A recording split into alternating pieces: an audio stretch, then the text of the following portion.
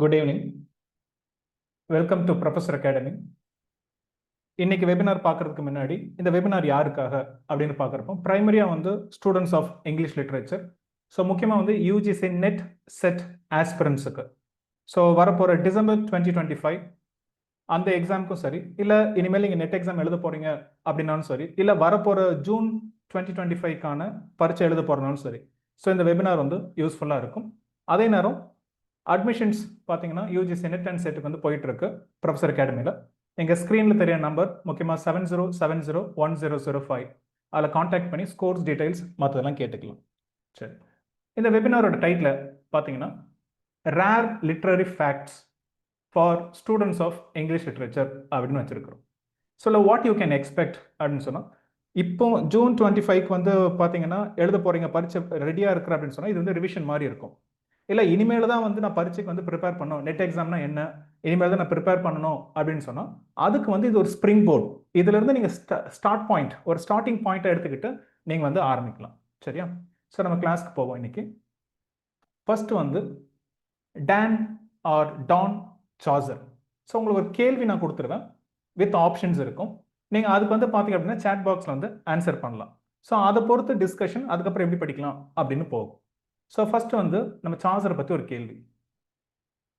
What is the meaning of the family name Chaucer of the father of English poetry? So simply Chaucer அப்படிங்கிற வார்த்தை அதுக்கு அர்த்தம் என்ன? ஏன்னா வந்து நம்ம பொதுவாக வந்து பார்த்தீங்கன்னா ஃபாதர் ஆஃப் இங்கிலீஷ் லிட்ரேச்சர் இல்லை ஃபாதர் ஆஃப் இங்கிலீஷ் போயட்ரி அப்படின்னு சொல்லக்கூடிய ஜெஃப்ரி சாசர், அவரோட ஃபேமிலி நேம் வந்து சாசர்.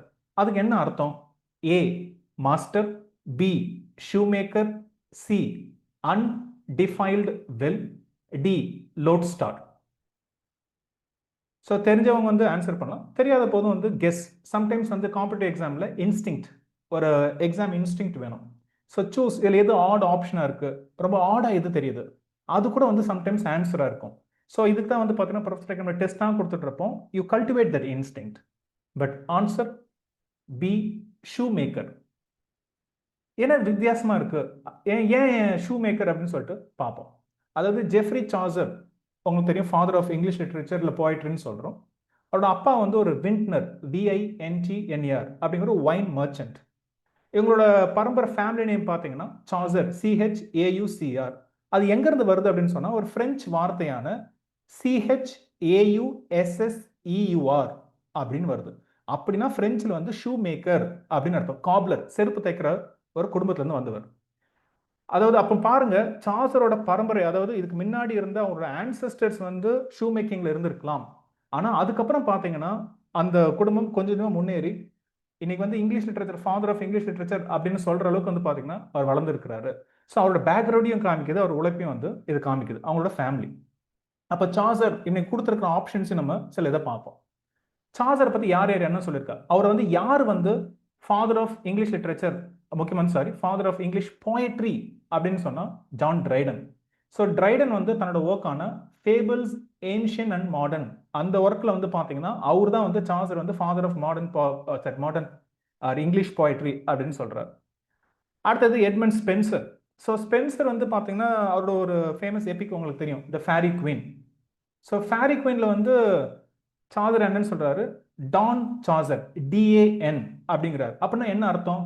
அந்த வார்த்தை வந்து ஒரு லாட்டின் வார்த்தை, டிஏஎன் அப்படிங்கிறது. அது எங்கேருந்து வருதுன்னா லாட்டின் வார்த்தையான டாமினஸ், டிஓஎம்ஐஎன்யூஎஸ். டாமினஸ் அப்படின்னா லார்ட் இல்லை மாஸ்டர் அப்படின்னு அர்த்தம். ஸோ ஸ்பென்சர் வந்து தன்னோட குருவா யாரை சொல்றாருன்னா சாசர், நீ தான் என்னோட மாஸ்டர் அப்படின்னு சொல்றாரு. அதான் வந்து டான் சாசர். அதுக்கப்புறம் ரெண்டாவது சொல்றாரு வெல் ஆஃப் இங்கிலீஷ் அன்டிஃபைல்டு. நீ யாருன்னா களங்கமற்ற ஒரு கிணறு. ஏன் அப்படி சொல்றாரு? ஏன்னா வந்து சாசர் எழுதுற காலத்துல வந்து ஆங்கிலோ நார்மன், அதாவது பிரெஞ்சு வார்த்தைகள் அதிகமாக இருந்துச்சு, மற்ற மொழிகள் இருந்து வார்த்தைகள் அதிகமாக இருந்துச்சு. ஆனால் இவர் இங்கிலீஷில் வந்து பார்த்தீங்கன்னா அந்த அளவுக்கு கலப்படம் இல்லாத ஒரு இங்கிலீஷாக இருக்கு. ஆனால் இவர் காலகட்டத்துக்கு அப்புறம் பார்த்தீங்கன்னா எலிசபெத் ஏஜில் ரொம்ப கலப்படமாக இருக்கு. கலப்படம் இந்த சென்ஸ் அதர் லாங்குவேஜஸ் வந்து அதிகமாக வார்த்தைகள் பயன்படுத்துகிறாங்க. அதனால தான் வந்து வந்து வெல் ஆஃப் இங்கிலீஷ் அன்டிஃபைல்டு, களங்கமற்ற ஒரு கிணறு அப்படின்னு சொல்றாரு. ஆனால் சாசரோட ஒர்க்ஸ்லையும் வந்து பார்த்தீங்கன்னா பிரெஞ்சு வார்த்தைகள் அதிகமாக இருக்கும், ஆனால் மற்றவங்களோட கம்மியாக இருக்கு. ரைட்டா? அதான் அதோட அர்த்தம். அடுத்தது லிட்கேட், ஜான் லிட்கேட். அவர் வந்து தன்னோட ஒர்க்கான த ஃபால் ஆஃப் பிரின்சஸ் அப்படிங்கிற ஒர்க்கில் சாசரை என்னன்னு கூப்பிடுறாரு, the lode star of English, LODE star. Lode star அப்படின்னா போல் ஸ்டார் அப்படின்னு அர்த்தம், துருவ நட்சத்திரம். ஸோ இவரை வந்து ஒரு எடுத்துக்காட்டா வச்சுக்கிட்டு வழி தவறி போனாலும் நீங்க கரையை வந்து சேரலாம், ஒரு வழிகாட்டியா இருக்கிறாரு, அதான் வந்து அதுக்கு அர்த்தம். அப்போ சாசரை பத்தி நீங்க பார்க்கணும் அப்படின்னு சொன்னா, அவர் ஒரு வார் ஆஃப், அதாவது பிரிசனர் ஆஃப் வாராகவும் இருந்திருக்கிறார். அவர் வந்து பாத்தீங்க அப்படின்னு சொன்னா எட்வர்ட் 3 அவர் ஆட்சியில் இருக்கிறப்போ அவரோட இன்வேடிங் ஆர்மி கூட வந்து அவர் போறாரு. ஆனா வந்து அங்க சிறைப்பற்றப்படுறாரு. அதுக்கப்புறம் ஜெயில தூக்கி போட்டுறாங்க. 1359-60 வந்து அவர் வந்து ஜெயில இருக்கிறார் பிரான்ஸ்ல. அதுக்கப்புறம் வந்து பிணை, ஒரு பிணை கைதிக்கு வந்து பாத்தீங்க அப்படின்னு சொன்னா காசு கொடுத்த ரான்சம் கொடுத்தா வந்து பாத்தீங்கன்னா அவர் மீட் எடுக்கிறாங்க. அவரோட மனைவி பேர் வந்து பிலிப்பா. ஓரளவுக்கு வந்து பாத்தீங்கன்னா இவருக்கு வந்து ஹை பிளேசஸ்ல வந்து ஒரு உறவு இருக்கு. முக்கியமா அந்த ஒய்ஃப் பாத்தீங்கன்னா பிலிப்பா. ஷீ இஸ் யார் அப்படின்னா, she was lady in waiting to queen Philippa. அதாவது எட்வர்ட் 3யோட மனைவிக்கு வந்து சேவகம் பண்ணக்கூடிய ஒருத்தங்களா இருக்கிறாங்க. அப்போ பார்த்தீங்கன்னா ஆட்டோமேட்டிக்கா அவங்க ஏதாவது சொல்லியிருக்கலாம், அது மூலமா பார்த்தீங்கன்னா ஒரு மீட் எடுக்கிறாங்க. ஸோ ஒரு பிரிசனரா இருந்து அதுக்கப்புறம் பார்த்தீங்கன்னா இன்னைக்கு ஒரு முக்கியமான ஒரு இங்கிலீஷ் லிட்டரேச்சர்ல தலை சிறந்த இடத்துல இருக்கிறார். அப்போ அதுக்கு அடுத்த ஏஜ் நீங்க பார்த்தீங்கன்னா எலிசபெத்தன் ஏஜ். அதுலயும் போர் அதெல்லாம் அதிகமாக நடக்குது. அதுல ஒரு சோல்ஜரோட மரணத்தை பத்தி தான் அடுத்து நம்ம பார்க்க போறோம். அ சோல்ஜர்ஸ் டெத். ஸோ அந்த கேள்விக்கு நீங்கள் ஆன்சர் பண்ணுங்க, சேட் பாக்ஸில் ஆன்சர் போடலாம். ஸோ என்ன கேள்வி அப்படின்னு சொன்னால், while dying in a battlefield, who passed the water bottle offered him to another wounded man with the words, thy need is greater than mine. அதாவது எலிசபெத்தன் ரைட்டர், அவர் வந்து பார்த்தீங்கன்னா போர்க்காலத்தில் வந்து சாவருக்கு நிலைமையில் இருக்கிறாரு. அப்போ அவருக்கு வந்து ஒரு தண்ணி பாட்டிலை கொடுக்குறாங்க. அப்போ என்ன பண்ணுறாரு, பக்கத்தில் இன்னொருத்தருக்கு வந்து பயங்கரமாக அடிபட்டிருக்கு. அப்ப இந்த தண்ணி பாட்டில் அவுட்டு கொடுக்குறாரு. எப்பா என்னை விட உனக்கு தான் தேவை அப்படின்னு சொல்லிட்டு கொடுக்குறாரு. சாகிறப்பவும் வந்து மற்றவங்களுக்கு கொடுத்துட்டு சாகுறாரு. யார் இது? A Jonson, B Thomas Wyatt, C Edmund Spenser, D Philip Sidney. So யார் இந்த சோல்ஜர், அந்த போர்க்காலத்தில் இறந்தது யாரு அப்படின்னு பார்த்தா ஆன்சர் வந்து டி பிலிப் சிட்னி. ஸோ இன்னைக்கு வந்து பிலிப் சிட்னி நீங்க பார்த்தீங்கன்னா தெரியாத ஆளுங்க, முக்கியமாக சானட்ஸுக்கு ரொம்ப ஃபேமஸ். என்ன பண்றாருன்னா இதான், அதாவது 1586ல 36 வயசு தான் சிட்னிக்கு. அவர் என்ன பண்றாரு, நெதர்லாண்ட்ஸ்ல அப்போ, ஏன்னா வந்து அப்போ வந்து ஸ்பெயின் வந்து எனிமி இங்கிலாந்துக்கு. அப்போ ஒரு ஸ்பானிஷ் படைக்கு எதிராக வந்து பார்த்தீங்கன்னா நெதர்லாண்ட்ஸ்ல போர்ல இருக்கிறாரு. அப்போ புல்லட் வந்து பார்த்தீங்கன்னா அவரோட தொடையில வந்து பட்டுருது, உள்ள மாட்டிக்கிறது. அதனால வந்து பார்த்தீங்கன்னா காயப்பட்டு அதுக்கப்புறம் ஃபீவர் வந்து அப்படிதான் வந்து அவர் இறந்து போறாரு. அப்போ சாகிற நேரத்துலயும் வந்து பார்த்தீங்க அப்படின்னு சொன்னா பக்கத்துல ஒரு சோல்ஜர் இவரோட முடியாம இருக்கிறார். அப்போ இந்த தண்ணியை கொடுக்குறப்ப வந்து இவர் என்ன சொல்றாரு, இல்லப்பா அவங்ககிட்ட கொடுங்க அப்படின்னு சொல்லிட்டு அப்போ அவர் சாகிற தருணத்துல சொன்னதுதான், thy need is greater than mind. ரொம்ப ஃபேமஸானது, அதாவது லிட்டரேச்சர் வந்து ரொம்ப ரேரான ஒரு டீடைல் இது. அப்போ நீங்க என்ன பண்ணலாம், இந்த டீட்டெயிலாம் எதுக்கு நீங்க என்ன பண்ணலாம், இதை ஒரு இன்ஸ்பிரேஷனை வச்சுக்கிட்டு ஓகே இப்போ என்ன பண்ணலாம், ஒரு history of English literature book எடுத்துட்டு உங்களுக்கு எலிசபெத்தன் ஏஜ் சிட்னியில் ஆரம்பிங்க. ஸோ ஏதாட்டும் ஒரு பாயிண்ட் நமக்கு தேவை, ஸ்டார்டிங் பாயிண்ட் படிக்கிறதுக்கு. அப்போ எலிசபெத்தன் ஏஜுக்குள்ள நுழையவே முடியாதப்போ இது வந்து ஒரு ஃபுட் ஹோல்ட், சும்மா ஒரு பிடி. ஓகே ஸ்பென்சர் பற்றி ஒரு டீடைல்ஸ் சும்மா இன்னைக்கு ஸ்பென்சரை படிக்கலாம். அதுக்கப்புறம் நீங்க என்ன பண்ணலாம், சிட்னியை தெரியும், ஸோ சிட்னில இருந்து ஸ்பென்சர், அப்புறம் சுற்றி இருந்து ஷேக்ஸ்பியர் அப்படின்னு சொல்லிட்டு அந்த ஏஜை கொஞ்சம் கொஞ்சமாக நீங்க வந்து கவர் பண்ணலாம். ரைட்டா? அது இது சிட்னியோட மரணம் உங்களுக்கு வந்து வாழ்க்கையில மறக்காது, ஓ இப்படி இருந்தாருன்னு சொல்லிட்டு. அப்போ என்ன பண்ணலாம், சிட்னியை பற்றி நீங்க எக்ஸ்ட்ரா கொஞ்சம் தெரிஞ்சுக்கலாம். முக்கியமாக வந்து அவரோட சானட் சீக்வன்ஸ், அவர் எழுதுன வந்து 1582, அவர் இறந்ததுக்கு அப்புறம் தான் 1591 இது பப்ளிஷ் ஆகுது. ஆஸ்ட்ரோஃபில் அண்ட் ஸ்டெல்லா, இது வந்து ஒரு நிறைவேறாத காதல், அதை பற்றி. ஏன்னா பொதுவாக வந்து இந்த சானட் அப்படின்னா லவ் பற்றி தான் இருக்கும். அப்போ இந்த சானட்டுக்குள்ள ஒரு முன்னோடி வந்து பார்த்தீங்கன்னா இங்கிலீஷ் லிட்டரேச்சர் வந்து பிலிப் சிட்னி. ஸோ இதில் வந்து 108 சானட்ஸ் அண்ட் 11 சாங்ஸ் இருக்கு. டைட்டில் வந்து பார்த்தீங்கன்னா யார் இந்த ஸ்டெல்லா, ஸ்டெல்லான ஸ்டார், நட்சத்திரம் அப்படின்னு அர்த்தம். யாருன்னா பெனலோபி ரிச் அப்படிங்கிற ஒரு பெண்ணை காதலிக்கிறாரு, ஆனால் அது ஒரு நிறைவேறாத காதல். அப்போ அந்த பெண்ணோட காதல்னா தன்னை வந்து ஆஸ்ட்ரோஃபில், ஏன்னா ஆஸ்ட்ரோஃபில் அப்படின்னா லவர் ஆஃப் அ ஸ்டார். அப்போ ஆஸ்ட்ரோஃபில் அப்படிங்கிறது அவரு தான் குறிக்குது. அதில் ஒரு வரி வரும் ஒரு சானட்ல, ஐ எம் நாட் ஐ, நான் நானா இல்லை, பிடி த டேல் ஆஃப் மீ, என் கதையை கேட்டு நீங்க என்ன சோகப்படுங்க அப்படிங்கிற மாதிரி வந்து எழுதியிருக்கிறார். ஆனால் அவரோட மனைவி பேர் வந்து பார்த்தீங்கன்னா பிரான்சிஸ் வேலிஷன், VALSINGHAM. அடுத்தது இன்னைக்கு வந்து சிட்னி அப்படின்னா when it comes to literary criticism, இந்த எஸ்ஏ நம்ம படிச்சாருங்க. அண்ட் அப்பாலஜி ஃபார் போயட்ரி 1595ல வருது. இது என்னன்னா அவர் இறந்ததுக்கு அப்புறம் தான் வந்து இது பப்ளிஷ் பண்றாங்க. ஸ்டீஃபன் காசன் அவர் என்ன பண்றாரு, த ஸ்கூல் ஆஃப் அபியூஸ் 1579 எழுதுறாரு. அதுல வந்து கவிதையை வந்து தப்பா பேசுறாரு. கவிதை வந்து பொய்யின் பிறப்பிடம் அப்படிங்கிற மாதிரி. முக்கியமான ஒரு குற்றச்சாட்டு என்ன அப்படின்னு சொன்னா, பிளாட்டோ, கிரீக் பிலாசபர் பிளாட்டோ வந்து தன்னோட ஐடியல் வேர்ல்டான ரிப்பப்ளிக் அதுல வந்து பாத்தீங்கன்னா போயட்ஸ் எல்லாம் வந்து பேனிஷ் பண்ணிட்டாரு அப்படின்னு சொல்லிட்டு ஸ்டீஃபன் காசன் ஒரு பாயிண்ட் வைக்கிறார். ஓகேவா? அதுக்கு வந்து சிட்னி சொல்றாரு, அவரு எல்லா போயட்டையும் வந்து பேன் பண்ணல, அவங்க காலகட்டத்தில் கடவுளை வந்து தப்பா பேசின இல்ல தப்பா ரெப்ரசென்ட் பண்ண போயட்ஸை வந்து சொல்லியிருக்கிறாரு. அதே நேரம் போயட்ஸ் ஆர் நாட் லையர்ஸ். ஏன்? அதுக்கு ஒரு நல்ல ஆர்குமெண்ட் அவர் சொல்றாரு. The poet nothing affirms therefore never lies. அதாவது எந்த எந்த கவிஞன் நாட்டம் நான் சொல்வதெல்லாம் உண்மைன்னு யாராட்ட கிளைம் பண்றாங்களா? உண்மைன்னு கிளைம் பண்ணாதான் அவன் சொல்றது பொய்யா இருந்துச்சுன்னா அவன் பொய் பேசுறான்னு சொல்லலாம். நாங்க தான் கிளைமே பண்றது இல்லையா? இது கவிதை, இது வந்து ஒரு கிரியேட்டிவா தான் இருக்கும். இதே நீ பொய்யா எடுத்துக்கிற, இது கற்பனை தான் நாங்க சொல்றோம், உண்மை நாங்க கிளைமே பண்ணலையே, அப்புறம் நான் எப்படி பொய்யா ஆக முடியும் அப்படின்னு சொல்லிட்டு அழகா வந்து டிஃபெண்ட் பண்றாரு. ஏன்னா அப்பாலஜி அப்படின்னா டிஃபென்ஸ், ரைட்டா? அப்ப நீங்க என்ன பண்ணலாம், இது ஒரு ஸ்டார்டிங் பாயிண்ட் வச்சுட்டு, ஓகே சிட்னி, ஸோ சிட்னியை பத்தி படிக்கலாம். ஒரு history of English literature book எடுத்து எலிசபெத்தின் ஏஜ்ல ஆரம்பிச்சு படிக்கலாம். அதுக்கப்புறம் லிட்டரரி கிரிட்டிசம் எடுத்து நீங்க ஆரம்பிக்கலாம், ரைட்டா? இப்ப என்ன சொல்றேன்னா, இந்த ரேர் டீடைல்ஸ் இன்னைக்கு கிளாஸ் இந்த வெபினார் எதுக்குன்னா ஒரு ஸ்டார்டிங் பாயிண்ட், ஏதோ ஒரு இடத்துல ஆரம்பிக்கணும். எப்படி ஆரம்பிக்கணும் சில பேர் தவிப்பாங்க. டக்குன்னு ஒன்று எடுத்து இதை எடுத்து ஆரம்பிச்சிட வேண்டியதான், ரைட்டா? அதே போல அடுத்தது பார்ப்போம். இப்போ சிட்னி அப்படிங்கிற ஒரு சோல்ஜர் பார்த்தோம். அடுத்தது வார் பாயிண்ட்ஸுக்கு போவோம். அப்போ வார் பாயிண்ட்ஸ் அப்படிங்கிறப்ப முக்கியமாக வேர்ல்டு வார் 1 1914 அண்ட் 18 அந்த காலகட்டத்தில். இது கேள்விக்கு ஆன்சர் பண்ணுங்க.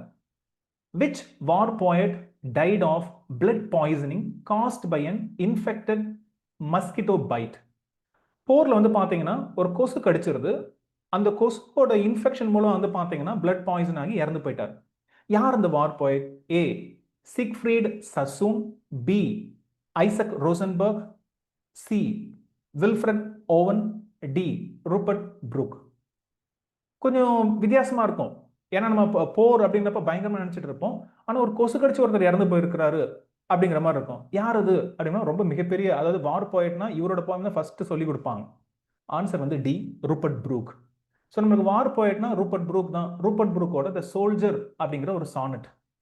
ஆனால் ஏன் இந்த சானட் வந்து பார்த்தீங்கன்னா அவர் வந்து இது வந்து பப்ளிஷ் ஆகிறது வந்து 1915. அவர் இறக்குறது வந்து பார்த்தீங்கன்னா 1915 இறக்குறாரு. ஏன்னா போர் தொடங்கின சில காலத்திலே வந்து அவர் இறந்துடுறாரு. அவர் வந்து 1918 தான் போர் முடியுது, வேர்ல்டு வார் 1. அப்போ தொடக்கத்தில் வந்து பார்த்தீங்கன்னா அவர் வந்து ஒரு நேஷனலிஸ்டிக், பேட்ரியாட்டிக், ஒரு தேச பக்தியோட வந்து எழுதுறாரு. அதனால தான் இந்த போயம் வந்து கொஞ்சம் நைவ், ரொம்ப வந்து அப்பாவித்தனமா இருக்கிற மாதிரி இருக்கு. அதாவது போர்ல உயிரை விடுறது வந்து ஒரு பெரிய தியாகம் அப்படின்னு சொல்லிட்டு ஒரு நேஷனலிஸ்டிக்கா பேட்ரியாட்டிக்கா இருக்கு. அதனால இந்த போயம் என்ன பண்ணாங்க, அவர் இறந்ததுக்கு அப்புறமா பிரிட்டிஷ் கவர்மெண்ட் வந்து இந்த போயம் வந்து ஒரு ப்ராபகண்டாக்கு யூஸ் பண்றாங்க. பாருங்க செத்தம் ஒருத்தன் எப்படி எழுதியிருக்கிறான் நாட்டை பத்தி அப்படின்னு சொல்லிட்டு. அதுல வரக்கூடிய இந்த லைன் ரொம்ப famous. If I should die think only this of me, that there is some corner of a foreign field that is forever England. So நான் ஒருவேளை இறந்துட்டான், என்னை பத்தி ஞாபகம் வச்சுங்க, அதாவது தூரத்து தேசத்துல நம்ம நாட்டுக்காக நான் இறந்தவன் அப்படின்னு சொல்லிட்டு அப்படிதான் அவர் இறந்துருக்கிறார். அவரோட கலெக்ஷன் வந்து பாத்தீங்கன்னா 1914 அண்ட் அதர் போயம்ஸ் அப்படின்னு சொல்லிட்டு அவரோட போயிட்ரி கலெக்ஷன் பின்னாடி வந்துச்சு. அவர் இறந்ததுக்கு அப்புறம் மற்ற போயிட்ஸ்ல எடுங்க, ஐசக் ரோசன்பர்க், அவர் பார்த்தீங்கன்னா 1918 போர் முடிகிற தருவாயில இருக்கிறார். அப்போ அவர் வந்து போர் முழுசா பார்த்துருக்கிறார், அதோட கொடூரத்தை பார்த்துருக்கிறார். அவரோட போயம் எடுத்து பாருங்க, வித்தியாசமா இருக்கும். இது வந்து பேட்ரியாட்டிக்காவோ இல்லை நைவாவோ இருக்காது. டெட் மேன்ஸ் டம்ப், அதாவது செத்த பிணங்களோட குவியல் அப்படின்னு ஒரு போயம் எழுதுறாரு. அது அந்த லைன்ஸை பாருங்க. A man's brains splattered on a stretcher bearer's face. போர்ல வந்து ஒருத்தன் இறந்து கிடக்குறான், அவனை தூக்கி ஸ்ட்ரெச்சர்ல போடுறாங்க, அவன் மூளை வந்து பாத்தீங்கன்னா தெரிக்குது தூக்குறவன் மூஞ்சில. அப்படியே பாத்தீங்கன்னா ரொம்ப ராவா இருக்கு. ஸோ இந்த ரானஸ் வந்து பாத்தீங்கன்னா ரூபர்ட் ப்ரூக்கோட போயம்ல வந்து கிடையாது. ஏன்னா அவர் ஸ்டார்டிங் பாயிண்ட்ல தான் எழுதுறாரு. அதே போல பாத்தீங்கன்னா இதெல்லாம் ரியாலிட்டி பேசுற மாதிரியானது. அதே போல வில்ஃப்ரெட் ஓவன், அவரு பாத்தீங்கன்னா 1918 இருக்கிறார். அவரோட முக்கியமான போயம் என்ன? Anthem for doomed youth. அதுல கேட்கிறாரு, மாடுங்க மாதிரி செத்து கிடக்குறாங்க, ஆடு மாடுங்க மாதிரி செத்து கிடக்குறாங்க, நம்ம வந்து நாட்டுக்காக உயிர் விடுறது பெருமைன்னு சொன்னாங்க. ஆனா இவங்களுக்கு எவன் வந்து சரியான பெரியல் கொடுப்பான்? What passing bells for these die as cattle. கால்நடை போல அங்கங்க செத்து கிடக்குறாங்க. Only the monstrous anger of the guns. இவங்களுக்கு யாரும் மேலதாளம் வச்சு ஒப்பாரி வச்சு குழி தோண்டி புதைக்க போறது இல்லை. இன்னும் உங்களுக்கு வந்து துப்பாக்கி சத்தம், அதுதான் இவங்களுக்கு வந்து பாத்தீங்கன்னா ஒரு ட்ரம் போல இருக்கு அப்படின்னு சொல்லிட்டு ரியாலிட்டி எழுதுறாரு வில்ஃப்ரெட் ஓவன். சரி, நம்ம திரும்ப வந்து ப்ரூக் போவோம். ஸோ ப்ரூக் வந்து பார்த்தீங்கன்னா 1915ல வந்து அவர் அந்த கொசுக்கடினால வந்து ஒரு இன்ஃபெக்டட் மஸ்கிட்டோ அவர் கடிச்சிருது. அதுக்கப்புறம் பிளட் பாய்சனால இறந்துடுறாரு. எங்க இறக்குறாரு அப்படின்னா, இறந்ததுக்கு அப்புறமா அவர் போயம்ல எழுதின மாதிரியே, சோல்ஜர் அப்படிங்கிற போயம்ல எழுதின மாதிரி ஒரு ஃபாரின் ஃபீல்டில் தான் அவர் புதைக்கிறாங்க. அதான் இன்ட்ரெஸ்டிங்கான ஒரு ரேர் ஃபேக்ட். அவர் வந்து பார்த்தீங்கன்னா கிரீக்ல ஒரு தீவு இருக்கு, ஸ்கைரோஸ் அப்படிங்கிற தீவு. அந்த தீவுல ஒரு தோப்பு, ஆலிவ் தோப், ஆலிவ் குரோவ், அந்த இடத்துல வந்து பார்த்தீங்கன்னா புதைச்சு வச்சிருக்காங்க. இன்னைக்கும் அங்க அந்த கல்லறை இருக்கு. ரூப்பர்ட் ப்ரூக்கோது. ரைட்டா? ஸோ அவர் நினைச்ச மாதிரியே பார்த்தீங்கன்னா ஒரு ஃபாரின் ஃபீல்டில் தான் வந்து இருக்கிறார். அப்போ நீங்க என்ன பண்ணலாம்? சரி, இது இன்ட்ரெஸ்டிங்கா இருக்கு. அப்போ நீங்க என்ன பண்ணலாம்? ஒரு ஹிஸ்டரி ஆஃப் லிட்டரேச்சர் புக் எடுத்துட்டு வார் போயட்ஸ், அப்போ அந்த 20th செஞ்சுரி தொடக்கம். ஸோ இந்த வார் போயட்ஸ் முடிக்கிறப்ப பார்த்தீங்கன்னா உங்களுக்கு வந்து 1922 அப்படின்னு உங்களுக்கு வந்து டிஎஸ் எலிட்டோட வேஸ்ட்லேண்ட் வரும், ஜேம்ஸ் ஜாய்ஸோட யுலிசிஸ், அதுக்கப்புறம் வந்து ஸ்ட்ரீம் ஆஃப் கான்ஷியஸ்னஸ் டெக்னிக் வரும் இல்லையா, வர்ஜினியா வூல்ஃப், அப்புறம் டிஹெச் லாரன்ஸ். ஸோ இதெல்லாம் வந்து பார்த்தீங்கன்னா வாருக்கு அப்புறம் வர லிட்ரேச்சர். இது அப்படியே நீங்கள் தொடர்ந்து வந்து பார்த்தீங்கன்னா மாடர்ன் லிட்ரேச்சர் வந்து படிக்க ஆரம்பிச்சிடலாம். ஸோ இது வந்து ஒரு ஸ்ப்ரிங் போர்ட். இதுல இருந்து நீங்க தான் வந்து உள்ள குதிக்கணும். ரைட், அடுத்த இதுக்கு போவோம்.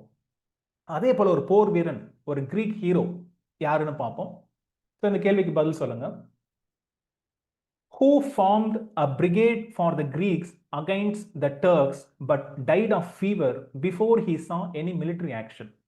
அதாவது வந்து டர்க், அதாவது டர்க்ஸ், அந்த ஓட்டமான் எம்பையர் பார்த்தீங்க அப்படின்னு சொன்னா கிரீக் படைகளை வந்து தாக்குறாங்க. அப்போ கிரீக்கர்களுக்கு வந்து சப்போர்ட்டா வந்து பார்த்தீங்கன்னா இவர் வந்து போருக்கு போறாரு, இவர் காசெல்லாம் கொடுக்குறாரு, ஒரு பிரிகேடே ஆரம்பிச்சிடுறாரு. ஆனா போர் ஆரம்பிக்கிறதுக்கு முன்னாடியே அவரு மிலிட்டரி ஆக்ஷன் போய் இறங்குறதுக்கு முன்னாடியே வந்து பார்த்தீங்கன்னா ஒரு ஃபீவர், ஒரு மர்ம காய்ச்சல் வந்து அவர் இறந்து போயிடுறாரு. யார் இது? ஏ லார்ட் பைரனா, B PB Shelley, C John Keats, D Thomas De Quincey. ஏற்கனவே எங்க லிட்ரேச்சர் ஓரளவுக்கு நல்லா படிச்சீங்க, முக்கியமா வந்து ரொமான்டிக் ஏஜ் இல்லையா, அங்க இருந்தா கேள்வி வந்திருக்கு. கண்டிப்பா ஜான் கீட்ஸ் எடுக்க மாட்டீங்க, ஏன்னா ஜான் கீட்ஸ் வந்து டியூபர் கிளாசிஸ், டிபியால கன்சம்ஷனால இறந்து போயிடுறாரு. ஷெல்லி தெரியும், அவரோட படகு வந்து கவிழ்ந்து இறந்து போயிடுறாரு. ஸோ இதோட ஒரு ரேர் ஃபேக்ட் இருக்கு, இன்னைக்கு நான் கேள்வி ஆட் பண்ணல. ஷெல்லி வந்து படகுல போவாரு, அந்த படகுக்கு வேற ஒரு பேர் இருந்தாலும் இவர் வந்து ஒரு அந்த படகுக்கு வந்து ஒரு பேர் வச்சிருப்பார். அந்த பேர் என்ன? அது பாத்தீங்க அப்படின்னு சொன்னா ஷேக்ஸ்பியரோட டெம்பஸ்ட்ல வரக்கூடிய ஒரு கேரக்டரோட பேரு. அந்த ஸ்பிரிட்டோட பேர் தான் வந்து, ஏன்னா அவருக்கு வந்து ஷெல்லிக்கு வந்து அது ரொம்ப பிடிக்கும், அதனால அந்த போட்டுக்கு பேர் வந்து அப்படி வச்சிருப்பார். யாருன்னு கண்டுபிடிங்க. சரி, இங்க ஆன்சர் வந்து பாத்தீங்கன்னா Lord Byron. So Lord Byrne ரொம்ப பணக்காரன ஆளு. அவர் வந்து இது போல ஒரு ரிபல்லியஸான ஸ்பிரிட் கொண்ட ஒரு ஆளு. ஸோ அவர் தான் வந்து பாத்தீங்க அப்படின்னு சொன்னா டர்க்ஸ் அவங்களுக்காக போய் சண்டை போடுறாரு, அவங்க மண்ணில் தான் அவர் இறக்குறாரு. ஸோ இதுக்கு முன்னாடி நீங்க பாத்தீங்க அப்படின்னு சொன்னா ரூப்பர்ட் ப்ரூக்கை பார்த்தோம். அவரும் வந்து கிரீக்ல தான் புதைக்கப்பட்டாரு, இவர் கிரீக்ல இறக்குறாரு. இன்னைக்கு வந்து பாத்தீங்கன்னா ரூப்பர்ட் ப்ரூக்கை வந்து ஒரு கிரீக் ஹீரோ வந்து அவங்க கன்சிடர் பண்ணாங்க. அப்புறம் வந்து இங்கிலாந்துக்கு எடுத்துட்டு வராங்க. ஆனா இங்கிலாந்து வந்து பார்த்தீங்கன்னா இவரோட லைஃப் வந்து கொஞ்சம் கான்ட்ரவர்ஷனான லைஃப். ஆடம்பர வாழ்க்கை, அதுக்கப்புறம் எல்லா விஷயங்களும் அவர் பண்றாரு. அதனால வந்து பார்த்தீங்கன்னா வெஸ்ட்மினிஸ்டர் ஆபேல இவர் புதைக்க விடல. அதனால ஒரு ஃபேமிலி வால்ட்ல தான் வச்சிருக்காங்க. அதுக்கப்புறம் கிட்டத்தட்ட 145 வருஷம் கழிச்சு தான் வந்து பார்த்தீங்கன்னா ஒரு ஹானர் மாதிரி வந்து வெஸ்ட்மினிஸ்டர் ஆபேல இவர் புதைக்கிறதுக்கு வந்து அலோவ் பண்றாங்க. அப்ப பைரன் அப்படின்னு சொன்னா அவருக்கு அவரோட முக்கியமான ஒர்க் வந்து 1812ல வந்து சைல்டு ஹெரால்ட்ஸ் பில்கிரிமேஜ் அப்படிங்கிற ஒர்க். இது வந்து 4 கேண்டோஸ்ல ஸ்பென்சேரியன் ஸ்டான்ஸால வந்து எழுதப்பட்டிருக்கு. இல்ல ஒரு கேள்வியை வச்சுப்போம், ஸ்பென்சேரியன் ஸ்டான்ஸா, அந்த ஸ்டான்ஸால எத்தனை லைன் இருக்கும் அப்படின்னு சொல்லுங்க. இல்ல அந்த கடைசி லைனுக்கு ஒரு இன்ட்ரெஸ்டிங்கான ஒரு பேர் இருக்கு. ஏன்னா மற்ற லைன்லாம் வந்து பாத்தீங்க அப்படின்னு சொன்னா ஃபர்ஸ்ட்ல இருக்கிற 2 குவாட்ரைன்ல வந்து பாத்தீங்கன்னா ஐம்பிக் பென்டாமீட்டர் இருக்கும், இது வந்து ஐம்பிக் எக்ஸாமீட்டர் இருக்கும். அதனால இந்த கடைசி பேர் என்ன, இந்த கடைசி லைனோட பேர் என்ன, அதையும் சொல்லுங்க. இது என்னன்னா இந்த புக்கு பாத்தீங்கன்னா அச்சிட்டோனி வித்து தள்ளுது. அது அடுத்த நாள் வந்து சொல்றாரு, பைரன் ரொம்ப பெருமையா சொல்றாரு ஒரு தலகணத்துல, ஐ woke one morning to find my self famous. நான் திடீர்னு ஒரு நாள் காலையில் எந்திரிச்சேன்பா, ஃபேமஸ் ஆயிட்டேன். ஏன்னா அந்த அளவுக்கு வந்து பாத்தீங்கன்னா இந்த ஒர்க் அவ்வளோ வித்து தீர்ந்து படிக்க ஆரம்பிச்சாங்க. ஸோ இதுதான் வந்து பைரனோட முக்கியமான ஒர்க்கா பார்க்கப்படுது, சைல்ட் ஹெரால்ட்ஸ் பில்கிரிமேஜ். அதுக்கப்புறம் வந்து பார்த்தீங்கன்னா 1924ல் அந்த காலகட்டத்தில் ஒரு எபிக் சட்டையர் எழுதுறாரு, டான் ஜுவான், ஜேயுஏஎன். இதில் வரக்கூடிய ஒரு லைன் வந்து ரொம்ப famous, I want a hero and uncommon want அப்படின்னு சொல்லிட்டு ஒரு லைன். முக்கியமாக இந்த டான் ஜுவான் இதில் வந்து பார்த்தீங்கன்னா இந்த டேர்ம் லிட்டரேச்சர் அதிகம் பைரானிக் ஹீரோ, பைரானிக் ஹீரோன்னு சொல்லுவாங்க. அது என்ன பைரானிக் ஹீரோ? அதாவது பைரன் போல இல்ல பைரனோட கதைகளில் வரக்கூடிய கேரக்டர்ஸ் போல, அதாவது ஒரு ரிபெல்லியஸ் ஸ்பிரிட் இல்ல கொஞ்சம் அன்கன்வென்ஷனல் லைஃப், இப்படி இருக்கக்கூடிய கேரக்டர்ஸ் தான் வந்து நம்ம வந்து பைரானிக் ஹீரோ அப்படின்னு சொல்றோம். ரைட்டா? அப்ப நீங்க என்ன பண்ணலாம், ரொமான்டிக் ஏஜ் போய் படிங்க. ஸோ ரொமான்டிக் ஏஜ்ல வந்து படிக்கிறப்போ பைரனை ஸ்டார்டிங் பாயிண்ட் வச்சுட்டு நீங்க படிக்கலாம்.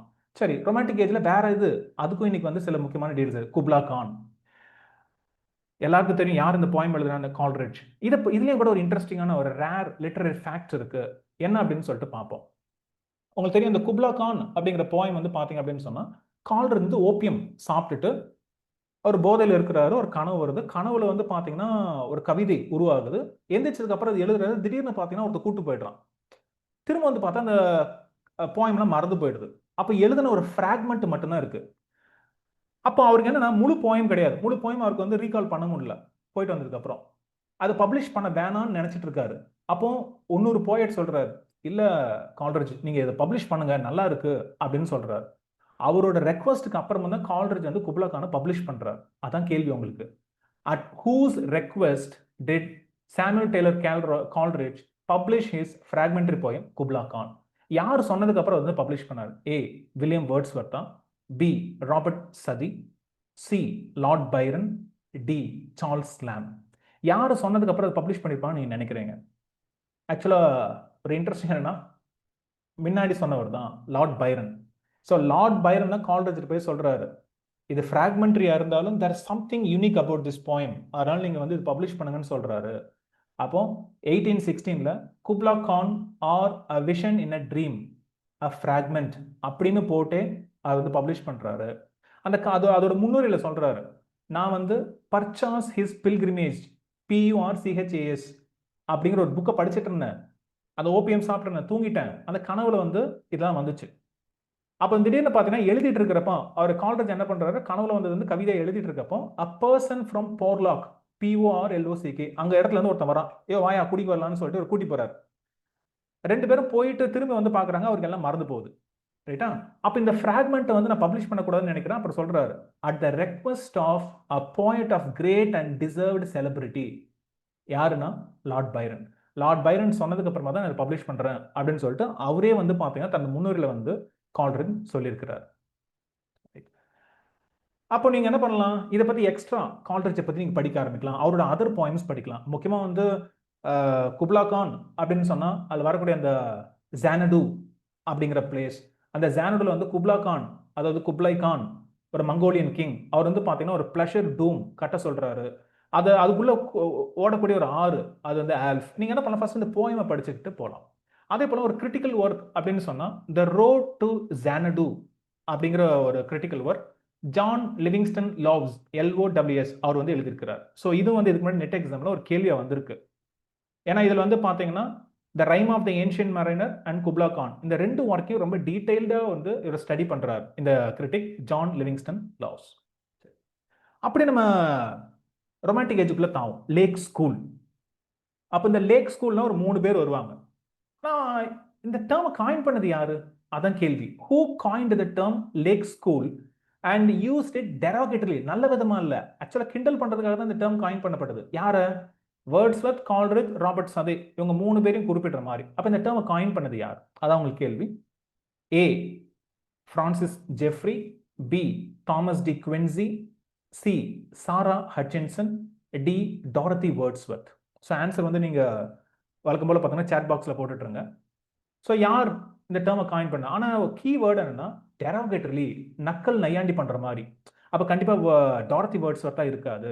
ஸோ ஆன்சர் வந்து பார்த்தீங்கன்னா ஏ பிரான்சிஸ் ஜெஃப்ரி.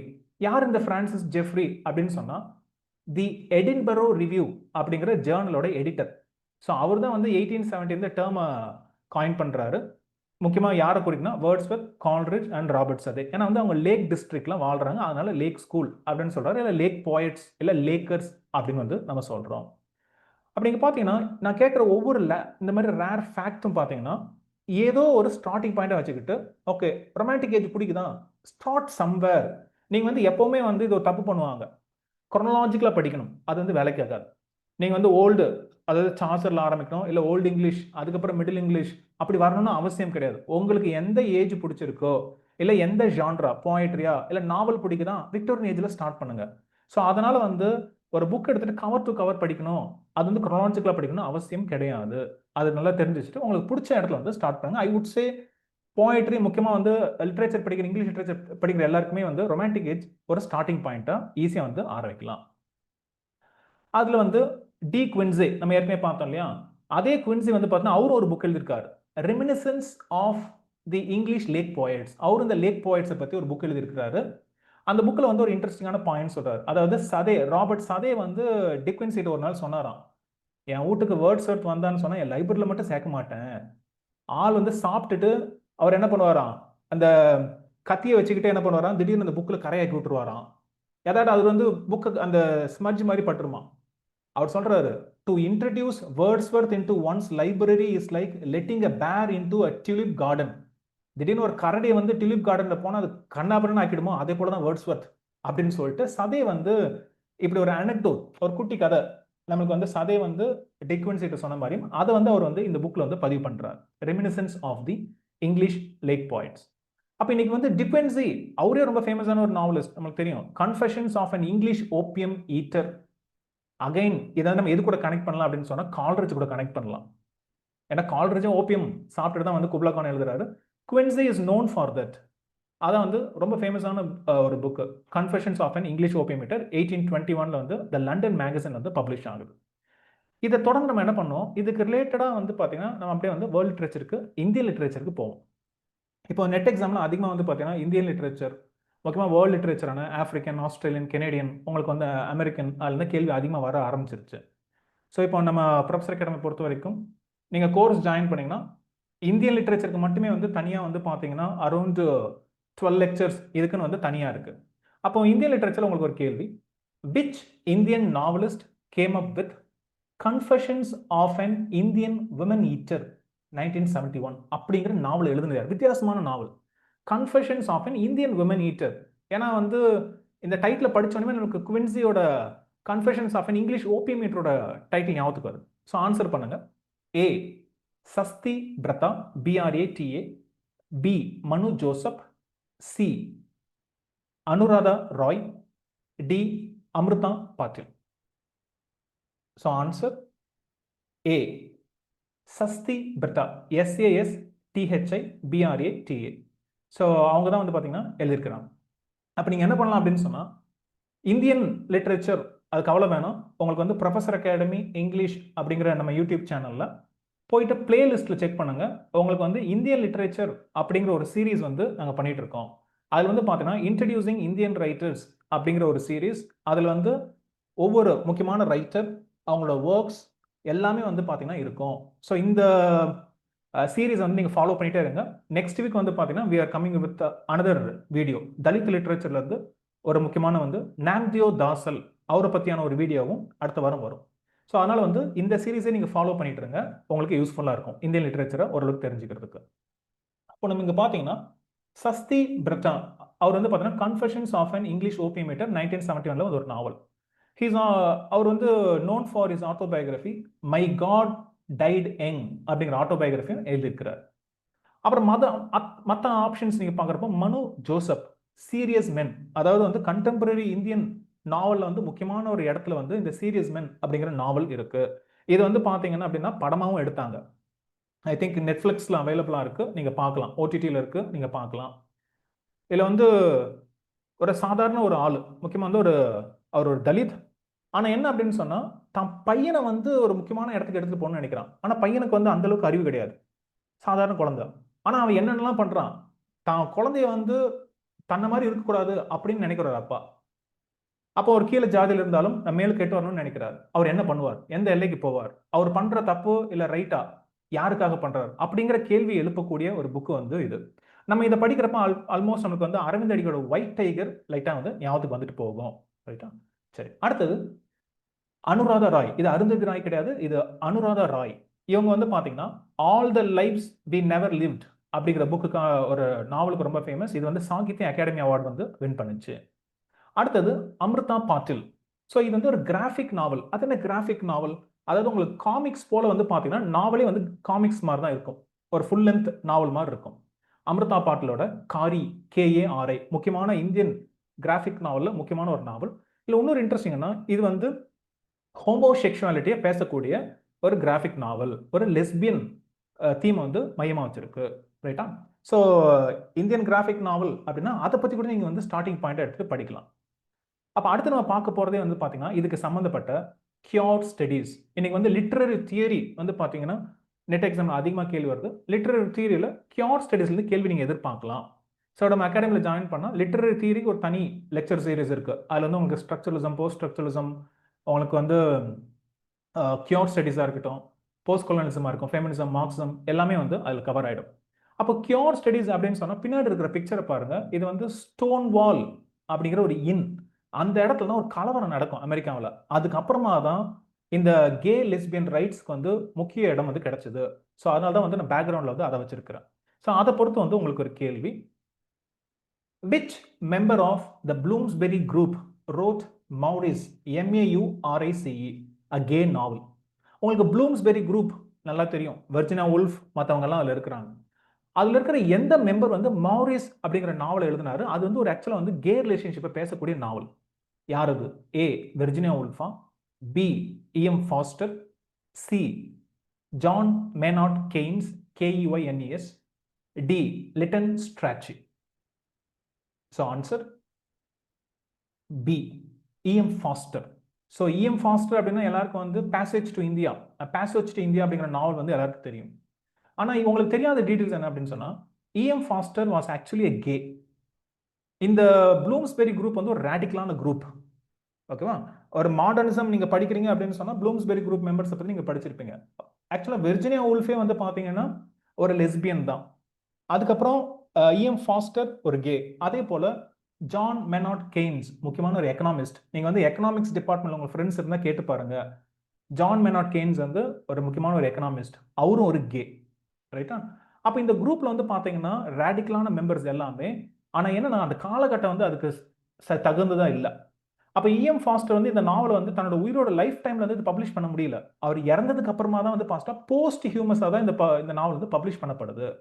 அதுக்கு முன்னாடி இதெல்லாம் பப்ளிஷ் பண்ணியிருந்தாங்கன்னா பயங்கர எதிர்ப்பு வந்திருக்கும், இவங்களுக்கு வந்து கலவரம் வெடிச்சிருக்கும். அப்போ பப்ளிஷ் ஆகலை. ரைட்டா? அப்போ இந்த ப்ளூம்ஸ்பெரி குரூப் மெம்பர் லைட்டாக நீங்கள் பார்க்கலாம். கிளைவ் பெல் அப்படிங்கிற ஒரு ஆர்டிஸ்ட் இதில் இருக்கிறாரு. அப்புறம் வெர்ஜினியா உல்ஃபோட சிஸ்டரான வெனசா. ஏன்னா வெனசா வந்து பார்த்தோன்னா கிளைவ் பெல்லை கல்யாணம் பண்ணதுக்கப்புறம் வெனசா பெல் அவங்க ஒரு பெயிண்டர். அப்புறம் டன்கன் கிராண்ட் ஒரு painter, E M Forster novelist, John Maynard Keynes economist, Roger Fry and art critic. ஏன்னா ஒரு எக்ஸாம்பிள் என்ன கேட்டான், ஜான் மேனார்ட் கெய்ன்ஸ் பேரை கொடுத்துட்டு எந்த ப்ளூம்ஸ்பெரி குரூப்போட மெம்பர் வந்து எக்கனாமிஸ்ட் அப்படின்னு கேட்டான். அதனால வந்து இதை பார்த்து வச்சுக்கணும். அப்புறம் லிட்டன் ஸ்ட்ராச் வந்து ஒரு பயோகிராஃபர். அவரோட முக்கியமான பயோகிராஃபி வந்து எமினன்ட் விக்டோரியன்ஸ். அப்படி என்ன பண்ணலாம், history of English literature modern ஏஜோட ஸ்டார்டிங் பாயிண்ட்டை இதை வச்சுக்கிட்டு நீங்கள் உள்ளே போகலாம். இது கூட சேர்ந்து நீங்கள் வந்து ஜேம்ஸ் ஜாய்ஸ், டிஎஸ் எலியட், அப்புறம் வந்து டிஎச் லாரன்ஸ் எல்லாத்தையும் சேர்த்து படிச்சா இந்த ஏஜ் வந்து பட்டுன்னு கவர் ஆகிடும். அப்போ நான் ஏற்கனவே சொன்ன மாதிரி வெர்ஜினியா உல்ஃப் வந்து ஒரு லெஸ்பியன். அவங்க வந்து வீட்டா சாக்வில் வெஸ்ட் அவங்க கூட தான் இருந்தாங்க. அதுக்கப்புறம் வந்து பார்த்தீங்கன்னா காலத்தின் கட்டாயம் ஷீ மேரிட் லியோனார்ட் உல்ஃப் இல்லையா, அதுக்கப்புறம் தனியாக இருக்கிறான். அப்போ இந்த ரிலேஷன்ஷிப் வந்து பார்த்தீங்கன்னா அவங்க வந்து ஆர்லாண்டோ அப்படிங்கிற நாவலில் வந்து எழுதுறாங்க. விச் அதில் இருக்கிற மெயின் கேரக்டர் ஆர்லாண்டோ ரெப்ரசன்ஸ் வீட்டா சாக்வில் வெஸ்ட் அப்படின்னு சொல்லலாம். அடுத்தது நான் ஏற்கனவே சொன்ன மாதிரி 1971 தான் வந்து மௌரிஸ் பப்ளிஷ் பண்ணக்கூடிய காலம் அதுவாக இருந்துச்சு. ஏன்னா அவர் காலகட்டத்தில் வந்து அதை பப்ளிஷ் பண்ண முடியல. ஒரு கே நாவல் வந்து அப்போ பப்ளிஷ் பண்ண முடியல. தன்னோட ஐடென்டிட்டியும் அவரால் வந்து சொல்ல முடியாது. அப்போ நீங்கள் வந்து இதெல்லாம் படிக்கணும்னா தியரியில் வந்து கியூர் ஸ்டடீஸ் இருக்கு. அதில் முக்கியமான ஒரு கிரிட்டிக் வந்து Eve Kosofsky Sedgwick, KOSOFSKY, Sedgwick SADGWACK, epistemology of the closet. ஏன்னா கிளாசட் அப்படிங்கிறது உங்கள் வீட்டில் இருக்கக்கூடிய முக்கியமான அறை. அதில் வந்து பார்த்தீங்கன்னா உங்கள் சீக்ரெட்டை வச்சுக்கலாம். அப்போ என்னன்னா ஒரு கேயாக இருக்கிறவன் லெஸ்பியனாக இருக்கும், தன்னோட செக்ஷுவல் ஓரியன்டேஷனை வெளியே சொல்ல முடியாது. அப்போ you have to hide your identity. அதான் கிளாசட். அப்போ கிளாசட் அப்படிங்கிறது வந்து ஒரு முக்கியமான சிம்பிளாக வந்து பார்த்தீங்க அப்படின்னு சொன்னால் இவங்க வந்து அனலைஸ் பண்ணுறாங்க. அப்போ எபிஸ்டமாலஜி அப்படின்னு சொன்னால் ஸ்டடி ஆஃப் நாலேஜ். ரைட்? அதான் எபிஸ்டமாலஜி ஆஃப் த கிளாசட் அப்படின்னு சொல்லிட்டு இந்த புக்கு கே லெஸ்பியன் ரிலேஷன்ஷிப் முக்கியமாக லிட்டரேச்சரில் எல்லாத்தையும் வந்து டிஸ்கஸ் பண்ணக்கூடிய ஒரு ஒர்க்கு. நாளைக்கு சாதாரண ஒரு கேள்வி வரலாம், எந்த கிரிட்டிக் வந்து கியூர் ஸ்டடீஸ்க்கு சம்மந்தப்பட்டவங்க அப்படின்னா ஈவ் கொசாஃப்ஸ்கி செட்ஜ்விக். நீங்கள் இது ஒரு ஸ்டார்டிங் பாயிண்ட்டாக வச்சுக்கிட்டு கியூர் ஸ்டடீஸை நீங்கள் படிக்க ஆரம்பிக்கலாம். அடுத்து நம்ம பார்க்க போகிறது the death of the author யாருன்னு பார்ப்போம். ஸோ இந்த கேள்வி வந்து பார்த்தீங்கன்னா, which critic died at the age of 64 from injuries suffered after being knock down by a laundry van. ஒரு லாண்ட்ரி வேனில் அடிபட்டதுக்கு அப்புறம் காயம் ஏற்படுது. அவர் ஃப்ரான்ஸில் வந்து பார்த்தீங்க அப்படின்னு சொன்னால் வருங்கால பிரைம் மினிஸ்டர் பார்த்துட்டு வீடு திரும்பிட்டு இருக்காரு. அப்போ திடீர்னு பார்த்தீங்கன்னா லாண்ட்ரி வேன் வந்து அவர் இடிச்சிருது. அந்த காயத்துக்கு அப்புறம் பார்த்தீங்கன்னா அவர் இறந்து போயிட்டார். யார் அது? A Jacques Derrida, B Roland Barthes, C Sigmund Freud, D Jacques Lacan. எல்லாருமே முக்கியமான கிரிட்டிக்ஸ். முக்கியம் கடைசி 2 பேர் வந்து பார்த்தீங்கன்னா சைக்கோ அனாலிசிஸ் இல்லை சைக்கோ அனாலிட்டிக் கிரிட்டிக்ல சிக்மண்ட் ஃப்ராய்ட் அண்ட் லகான். மேலே 2 பேர் டெரிடா அண்ட் ரோலண்ட் பார்ட் அப்படின்னு சொன்னால் போஸ்ட் ஸ்ட்ரக்சரலிசம் இல்லை டீகன்ஸ்ட்ரக்ஷன் அப்படிங்கிற தேர்ல முக்கியமான ஆள். அப்போ யார் வந்து இப்படி இறந்தது அப்படின்னு பார்த்தீங்கன்னா ஆன்சர் வந்து ரோலண்ட் பார்ட். ஏன்னா ஐரனியா அதான். ஏன்னா வந்து ரோலண்ட் பார்ட் அப்படின்னாலே அவரோட முக்கியமான எஸ்ஸே வந்து the death of the author.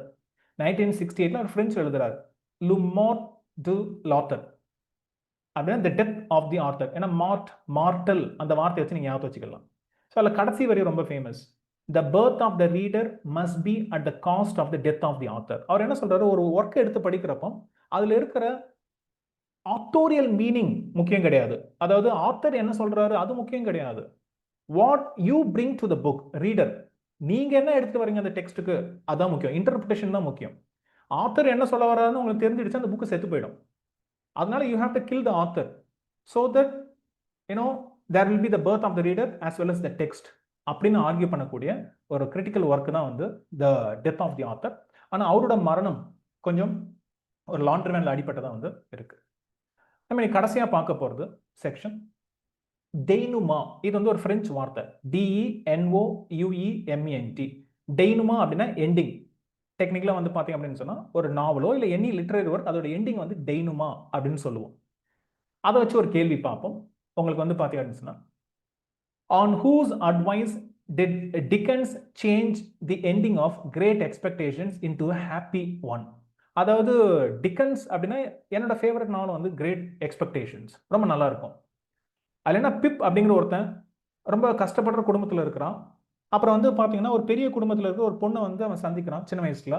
அவளுக்காக வந்து நான் ஒரு ஜென்டில்மேனா மாறி படிச்சு நல்லா வந்து அவள் கல்யாணம் பண்ணிக்கணும் அப்படின்னு நினைக்கிறான். அதுக்காக லண்டனுக்கு போறான், கஷ்டப்படுறான். ஆனால் அந்த பொண்ணு வந்து வேற ஒருத்தனை கல்யாணம் பண்ணிட்டு போயிடுது. ஒரு சேட் எண்டிங் அதான் எழுதுறாரு. ஆனா இந்த மேனஸ்கிரிப்டை வந்து தன்னோட ஃப்ரெண்ட் ஒருத்தர்கிட்ட டிக்கன்ஸ் வந்து கொடுக்குறாரு. அந்த ஃப்ரெண்டு சொல்றாரு, ரொம்ப கதை நல்லா இருக்கு, இதை கொஞ்சம் ஒரு சட்டிலா ஒரு ஹாப்பி எண்டிங் கொடுத்தா நல்லா இருக்கும் அப்படின்னு சொல்றாரு. அப்ப டிக்கன்ஸ்க்கு வந்து ஃபர்ஸ்ட் வந்து சேட் எண்டிங் கொடுக்கணும்னு நினைக்கிறாரு. ஆனா இன்னைக்கு லிட்ரேச்சர்ல பாத்தீங்கன்னா இது ஒரு கிளாசிக் நாவல். அந்த இதை மாத்தினது ஒரு ஃப்ரெண்டோட ஒரு ஃபீட்பேக். அந்த ஃப்ரெண்டு வேணாம்ப்பா ஒரு ஹாப்பி எண்டிங் கொடுக்குறாரு. அப்போ ஒரு நியூட்ரல் எண்டிங் வந்து டிக்கன்ஸ் கொடுக்குறாரு. யார் அந்த ஃப்ரெண்டு? அவரோட அட்வைஸ் கேட்டு தான் பார்த்தீங்கன்னா லிட்ரேச்சர் இன்னைக்கு வந்து கிரேட் எக்ஸ்பெக்டேஷனோட எண்டிங்கே மாறி இருக்கு. A John Forster, B Bulwer Lytton, C George கிசிங் GISSING, டி வில்கி காலின்ஸ். எல்லாருமே வந்து டிக்கன்ஸ்க்கு சம்மந்தப்பட்டவங்க தான். ஏன்னா ஜான் ஃபாஸ்டர் தான் வந்து பார்த்தீங்கன்னா டிக்கன்ஸோட கூட நெருக்கமான ஃப்ரெண்டு. அவர் தான் வந்து பார்த்தீங்கன்னா டிக்கன்ஸோட பயோகிராஃபி எழுதுறவர். வில்கி காலின்ஸ் முக்கியமான ஃப்ரெண்டு. ஏன்னா வந்து ஃபர்ஸ்ட் டிடெக்டிவ் நாவல் அப்படின்னு சொல்லி இங்கிலீஷ்ல சொல்லக்கூடிய நாவல் வந்து வில்கி காலின்ஸ் தான் வந்து எழுதுறாரு. அது என்ன நாவல் அப்படின்னு கமெண்ட்ஸ்ல சொல்லுங்க. பட் ஆன்சர் வந்து பார்த்தீங்கன்னா பி பல்வர் லிட்டன். ஸோ அவர் தான் வந்து அந்த மேனஸ்கிரிப்டை படிச்சுட்டு எப்பா டிக்கன்ஸ் இதுக்கு வந்து இந்த எண்டிங் வேணாம், நீ வேற எண்டிங் கொடு அப்படிங்கிறாரு. அப்போ என்ன எண்டிங் கொடுக்குறாரு? அப்போ கிரேட் எக்ஸ்பெக்டேஷன் வந்து ஒரு பில்டிங்ஸ் ரோமன், ஒரு நாவல் ஆஃப் ஃபார்மேஷன். குழந்தை பருவத்திலிருந்து ஒரு அடல்ட்ஹுட் வரைக்கும் வந்து பார்த்தீங்கன்னா ட்ரேஸ் பண்ணக்கூடிய ஒரு நாவல் ஆஃப் ஃபார்மேஷன். அதான் பில்டங்ஸ் ரோமன், BILDUNGSROMAN. அப்போ இதில் கதையோட ஹீரோ வந்து ப்ராட்டகனிஸ்ட் வந்து பிலிப் பிரிப், ஷார்ட்டாக வந்து பிப் அப்படின்னு கூப்பிடுவாங்க. அப்புறம் சாதாரண குடும்பம், அப்பா அம்மா இல்லை, அக்கா வீட்டில் வளர்றான். அப்போ பார்த்தீங்கன்னா மிஸ் ஹேவிஷம் அப்படிங்கிற ஒரு பணக்காரி. ஸோ இந்த கதையை கேட்குறப்ப அப்படியே வந்து பார்த்தீங்கன்னா மிஸ் ஹேவிஷம் வந்து நம்ம தமிழ் சினிமாவில் ரஜினி நடிச்ச படையப்பா படத்தில் வரக்கூடிய நீலாம்பரி கதாபாத்திரத்தை சொல்கிற மாதிரி இருக்கும். அவன் வந்து பார்த்தீங்கன்னா கல்யாண நாள் அன்னைக்கு அவன் ஓடி போயிடுறான் மாப்பிள்ள. அதுக்கப்புறம் வந்து பார்த்தீங்கன்னா அதே ட்ரெஸ்ஸில் அந்த வீட்டுக்குள்ளே இருக்கிறான். சாட்டிஸ் ஹவுஸ், அந்த வீட்டை விட்டு வெளியே வர மாட்டான். அப்போ ஆண்களை பழி வாங்குறதுக்காக என்ன பண்றான், ஸ்டெல்லா அப்படிங்கிற ஒரு பொண்ணை தத்தெடுத்து வளர்க்குறான். அப்போ ஸ்டெல்லா மூலமா வந்து காயப்படுத்தணும். அப்போ பிப்புங்கிற பையனை வந்து இவளுக்கு விளையாடுறதுக்கு துணையா கூட்டி வந்துட்டு அவன் மனசை காயப்படுத்துறான். அதுக்கப்புறம் வந்து பிப் வந்து பாத்தீங்கன்னா யாரோ ஒரு ஸ்பான்சர் ஒருத்தர் பண்றாங்க. அந்த ஸ்பான்சர்ஷிப் வச்சுட்டு லண்டன்ல போய் படிச்சு அவன் என்ன நினைச்சுக்கிறான், மிஸ் ஹேவிஷம் தான் ஸ்பான்சர் பண்றாங்கன்னு நினைச்சுக்கிறான். அதுல ட்விஸ்ட் அதெல்லாம் நாங்க சொல்ல வரல, ஏன்னா நல்ல நாவல், நீங்க படிங்க. எண்டு வந்து பாத்தீங்க அப்படின்னு சொன்னா ஸ்டெல்லா வந்து வேற ஒருத்தனை கல்யாணம் பண்ணிக்கிறான். இப்படிதான் முடியுது. ஆனா பல்வர் லிட்டன் சொல்றாரு, எப்பா வேற எண்டிங் கொடுங்க. அப்போ வந்து ஒரு காம்ப்ரமைஸ்க்கு வந்திருக்காரு டிக்கன்ஸ். எண்டிங் எப்படி இருக்கும் அப்படின்னு சொன்னா அந்த உங்களுக்கு அந்த பிக்சர்ல கொடுத்துருப்பேன். பின்னாடி வந்து பார்த்தீங்கன்னா அந்த சாட்டிஸ் ஹவுஸ், அந்த வீடு வந்து பார்த்தீங்கன்னா தீல அழிஞ்சு போயிடும். அந்த இடத்துல வந்து திரும்ப வந்து சின்ன வயசுல சந்திச்சவங்க திரும்ப வந்து சந்திக்கிறாங்க. இப்போ வந்து பார்த்தீங்க அப்படின்னு சொன்னா, ஸ்டெல்லா வந்து கல்யாணம் ஆகியிருக்கு. ஆனா ஹஸ்பண்ட் இறந்து போன மாரி டிக்கன்ஸ் மாத்துறாரு. இப்போ விடோவா இருக்காங்க. இவன் வந்து வெளியூர்லாம் போயிட்டு நல்லா சம்பாதிச்சுட்டு ஒரு பேரு புகழோட ஊருக்கு வரான். இவங்க 2 பேரும் அங்க சந்திக்கிறாங்க. எதர்ச்சியா. சந்திச்சதுக்கு அப்புறம் வந்து திரும்ப வந்து அவங்களுக்குள்ள ஒரு காதல் மலருது. 2 பேரும் வந்து பார்த்தீங்கன்னா, ஹேண்ட் இன் ஹேண்ட் கை கோர்த்து நடந்து போற மாரி. அதாவது அவங்க ஒண்ணு சேர்ந்தாங்களா இல்லையா அப்படின்னு டைரக்ட்டா சொல்லல. பட் ஒரு வகையான ஒரு ஹேப்பி எண்டிங். அவங்க 2 பேரும் வந்து சேரலாம் அப்படிங்கிற மாரியான ஒரு பாசிபிலிட்டிய உருவாக்கி இந்த நாவல் வந்து முடிக்கிறார். ஸோ இப்படிதான் வந்து முடியுது. இப்படிதான் நம்ம கிளாஸும் இன்னைக்கு முடியுது. ரைட்டா? ஸோ உங்களுக்கு இதுவரைக்கும் நம்ம பார்த்ததெல்லாம் வந்து ஸ்டார்ட்டிங் பாயிண்ட்டா வச்சுக்கிட்டு நீங்க படிக்க ஆரம்பிக்கலாம். அப்படி இல்லன்னா, அகாடமில வந்து பார்த்தீங்க அப்படின்னு சொன்னா, ப்ரொஃபசர் அகாடமில இப்ப யுஜிசி நெட் உங்களுக்கு டிசம்பர் 2025க்கான நியூ பேட்ச் வந்து ஸ்டார்ட் பண்ண போறோம். ஃபர்ஸ்ட் பேப்பர் 1 ஸ்டார்ட் ஆகும். அதுக்கப்புறம் வந்து எக்ஸாம் முடிச்சதுக்கப்புறம் பேப்பர் 2 ஸ்டார்ட் ஆயிடும். ஸோ டைம் வேஸ்ட் பண்ண வேணாம். இப்ப தான் நீங்க வந்து ஸ்டார்ட்டிங் நான் வந்து நெட் எக்ஸாம் அப்படின்னு படிக்கணும் ஆசைப்படுறேன். நீங்க வந்து 3rd செமஸ்டர் இருக்குன்னா எழுத ஆரம்பிக்கலாம். அதனால முடிச்சதுக்கப்புறம் எழுதணும் அப்படின்னு வெயிட் பண்ணாம, ஜஸ்ட் ஜாயின். கோர்ஸ முடிச்சுட்டாலே வந்து பார்த்தீங்கன்னா, நீங்க எப்பனாலும் எழுதிக்கலாம். ரைட்டா? ஸோ நம்ம அகாடமில ஃபர்ஸ்ட்டே ஜாயின் பண்ணி வந்து பார்த்தீங்க அப்படின்னு சொன்னா, நெட் ஜேஆர்எஃப் அதெல்லாம் வந்து ஸ்டார்ட்டிங்லயே முடிச்சிடலாம். உங்களுக்கு பேப்பர் 1க்கு வந்து பார்த்தீங்கன்னா, ஒரே கோர்ஸ்ல உங்களுக்கு வந்துரும். பேப்பர் 1க்கு வந்து ஒரு 5 புக்ஸ் இருக்கு. அப்புறம் பேப்பர் 2 இங்கிலீஷ்க்கு மட்டும் வந்து அரவுண்ட் 10 புக்ஸ். அது அத தவிர்த்து உங்களுக்கு வந்து கிளாஸஸ் மட்டுமே வந்து ஓவர் 80 லெக்சர்ஸ்க்கு மேல போகும். அதுக்கப்புறம் வந்து மாக் டெஸ்ட் இல்ல ஃபுல் லென்த் டெஸ்ட் ஒரு 15 கிட்ட இருக்கு. அப்புறம் ஒவ்வொரு இது வந்து டெஸ்ட்டுக்கு வந்து பஞ்சம் இல்லாம 10,000 கொஸ்டின்ஸ்க்கு மேல இருக்கும். ஸோ இதெல்லாம் பாஸ் பண்ணி ஏற்கனவே நெட் ஜேஆர்எஃப் டாப்பர்ஸ் நம்மகிட்ட ஏகப்பட்ட பேர் இருக்காங்க. அந்த லிஸ்ட்ல நீங்களும் வரணும்னு நான் எதிர்பார்க்கிறேன். அதே போல நான் தனியா இப்பவே ஸ்டார்ட் பண்ணணும். கோர்ஸ் ஜாயின் பண்றதுக்கு முன்னாடி ப்ரொஃபசர் அகாடமியோட இங்கிலீஷ் சேனல் உங்களுக்கு யூடியூப் சேனல் இருக்கு. Professor academy English. அத சப்ஸ்கிரைப் பண்ணிட்டு, அதுல இருக்கிற வீடியோஸ் நீங்க பார்க்க ஆரம்பிச்சுட்டே இருக்கலாம். முக்கியமா வந்து பல சீரிஸ் இருக்கு. உங்களுக்கு ஸ்டார்ட்டிங் பாயிண்ட் அப்படின்னு சொன்னா, ஒரு பிகினரா இருந்தா, இல்ல நீங்க வந்து இது பார்க்கலாம்னு பாருங்க. ப்ரொஃபசர் அகாடமியோட அந்த இங்கிலீஷ் சேனல்ல பிளேலிஸ்ட்ல போயிட்டு வெபினார்ஸ் அப்படின்னு ஒரு பிளேலிஸ்ட் இருக்கும்.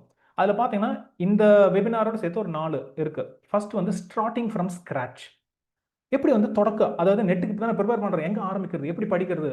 அது வந்து அந்த வெபினார்ல இருக்கும். அடுத்தது இப்போ என்னென்ன ட்ரெண்ட்ஸ் இருக்கு, ஸ்ட்ராட்டஜிஸ் பயன்படுத்தலாம்னு அடுத்த வெபினார்ல சொல்லியிருப்பேன். அப்புறம் இப்ப பார்த்தீங்கன்னா, போயட்ரி அப்ரிசியேஷன்ல கேள்வி வருது. ஏதாவது ஒரு போயம் குடுத்துடுறாங்க. அதுல இருக்கிற ஃபிகர் ஆஃப் ஸ்பீச் இல்ல அதோட இன்டர்பிரேஷன் பேஸ் பண்ணி கொஸ்டின்ஸ் அதிகமா வருது. ஸோ அத எப்படி டேக்கிள் பண்றதுன்னு ஒரு வெபினார் பண்ணியிருக்கிறோம். அப்புறம் இன்னைக்கான ரேர் லிட்டரரி ஃபேக்ட்ஸ். ஸோ இதெல்லாமே வந்து YouTubeல நீங்க ஃப்ரீயாவே ஆக்சஸ் பண்ணிக்கலாம். அதே போல இன்னைக்கு கிளாஸோட பிபிடி அத வந்து இந்த வீடியோல வந்து டிஸ்கிரிப்ஷன்ல வந்து உங்களுக்கு அட்டாச் பண்ணிருக்கு. ஃப்ரீயாவே நீங்க டவுன்லோட் பண்ணிக்கலாம். திரும்ப ஒரு வாட்டி நீங்க செக் பண்ணிக்கலாம். ரைட்டா? So with this, we come to the end of this webinar. Thank you so much for listening to this webinar. நீங்க இந்த ஸ்டார்ட்டிங் பாயிண்ட்டை வச்சுக்கிட்டு நீங்க படிச்சு நெட் பாஸ் பண்ணோம் அப்படிங்கிறதுக்காக வாழ்த்துக்கள். ஸோ இதோட முடிக்கலாம். நீங்க அடுத்த வாரம் இன்னொரு வீடியோவோட இந்த யூடியூப் சேனல்ல சந்திக்கலாம். பார்க்கலாம்.